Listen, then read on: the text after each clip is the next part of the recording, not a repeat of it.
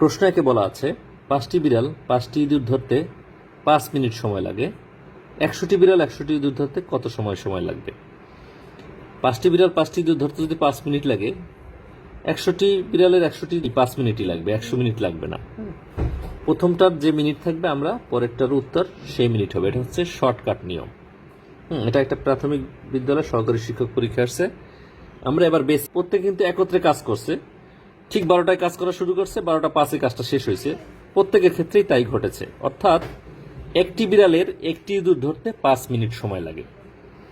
এখন আমার যদি এইভাবে 100টি বিড়াল থাকে এবং 100টি ইঁদুর এরকম থাকে, দেন প্রত্যেকটি বিড়ালকে আমি কমান্ড দেওয়ার সাথে সাথে 100টি বিড়ালকে কমান্ড দেওয়ার সাথে সাথে 100টি ইঁদুর ধরবে এবং সময় কিন্তু ঠিক ওই 5 মিনিটই লাগবে। এইটা হচ্ছে আমাদের বেসিক।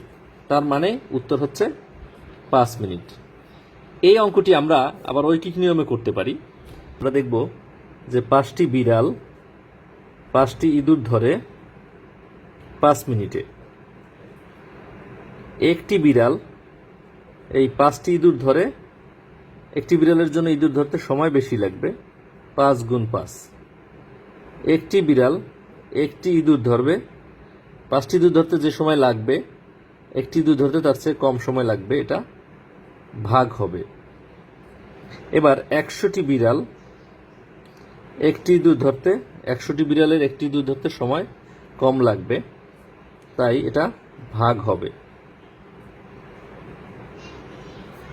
আবার 100টি বিড়াল 100টি ইঁদুর ধরতে, যেহেতু বলছে 100টি বিড়াল 100টি ইঁদুর ধরবে, সময় বেশি লাগবে। সময় বেশি লাগলে এই 100 উপরে গুণ হবে, 5 গুণন 5 গুণন 100, নিচে থাকতেছে 5 আর 100, 5 গুণন 100। আমরা এই 100 100 কাটা, এই 5 এবং এই 5 কাটা, থাকতেছে এই 5। উত্তর হচ্ছে 5।